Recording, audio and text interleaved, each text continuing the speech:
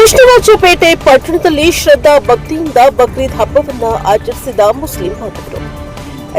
ಕೃಷ್ಣರಾಜಪೇಟೆ ಪಟ್ಟಣದ ಶ್ರವಣ ಬೆಳಗೊಳ ರಸ್ತೆಯಲ್ಲಿರುವ ಜಮಿಯಾ ಮಸೀದಿಯಿಂದ ಧರ್ಮಗುರು ನೂರುದ್ದೀನ್ ಶರೀಫ್ ಅವರ ನೇತೃತ್ವದಲ್ಲಿ ಸಾಮೂಹಿಕ ಮೆರವಣಿಗೆ ನಡೆಸಿ ಪಟ್ಟಣದ ಜಯನಗರ ಬಡಾವಣೆಯಲ್ಲಿರುವ ಈದ್ಗಾ ಮೈದಾನದ ಆವರಣದಲ್ಲಿ ಸಾಮೂಹಿಕ ಪ್ರಾರ್ಥನೆ ನಡೆಸಿ ಪರಸ್ಪರ ಶುಭಾಶಯಗಳು ಮುಸ್ಲಿಂ ಬಾಂಧವರು ವಿನಿಮಯ ಮಾಡಿಕೊಂಡರು.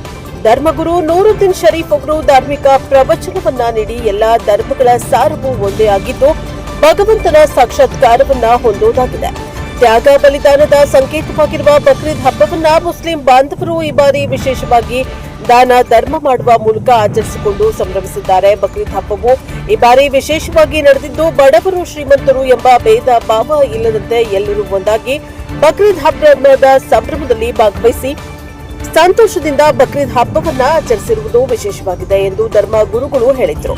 ನಾಗಮಂಗಲ ಡಿಒಎಸ್ಪಿ ಚಲುವರಾಜು ಹಾಗೂ ಕೆಆರ್ಪೇಟೆ ಪಟ್ಟಣ ಪೊಲೀಸ್ ಠಾಣೆಯ ಇನ್ಸ್ಪೆಕ್ಟರ್ ಸುನಿಲ್ ಕುಮಾರ್ ಅವರ ನೇತೃತ್ವದಲ್ಲಿ ಬಿಗಿ ಪೊಲೀಸ್ ಬಂದೋಬಸ್ತ್ ಅನ್ನು ಏರ್ಪಡಿಸಲಾಗಿತ್ತು. ಸಾಮೂಹಿಕ ಪ್ರಾರ್ಥನೆಯ ನಂತರ ಮುಸ್ಲಿಂ ಬಾಂಧವರು ಪರಸ್ಪರ ಶುಭಾಶಯಗಳನ್ನ ವಿನಿಮಯ ಮಾಡಿಕೊಂಡು ತಮ್ಮ ತಮ್ಮ ಮನೆಗಳಿಗೆ ತೆರಳಿದರು. Bureau report doctor KR Neelakantha, NKS ಟಿವಿ4 ಕೃಷ್ಣರಾಜಪೇಟೆ.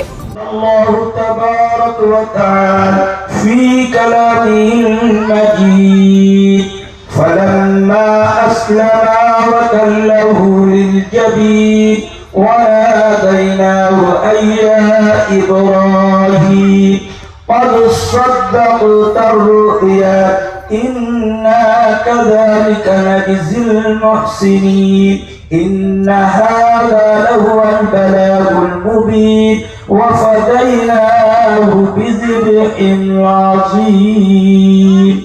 الله أكبر الله أكبر لا إله إلا الله والله أكبر الله أكبر ولله الحمد. وفي موضع آخر واتل عليهم نبأ ابني آدم بالحق إذ قربا قربانا فتقبل من